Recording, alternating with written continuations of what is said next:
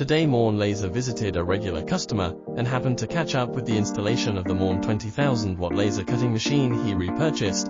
High-power 20,000 watt whole cover fiber laser cutting machine with 12-meter exchange table, which is highly compatible with customer business needs, and can cut whole metal sheets in batches and thick plates quickly.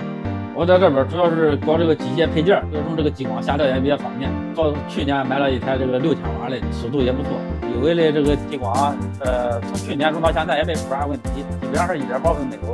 切割的效果呢也不错，基本上都满足客户要求。The 6,000 watt laser cutting machine purchased last year is routinely used for cutting to 3mm metal sheet, and sometimes it cut 12mm metal sheet.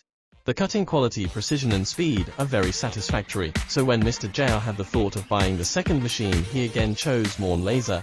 声音越来越大了，6000瓦已经满足不了需求了。反正切后边切的速度有点慢，这不刚买的才2万的嘛。我切你也长时间了，也没出啥问题，切不出啥呀，也没出现啥问题。一看也就20多块钱电吧，比较省电的还是。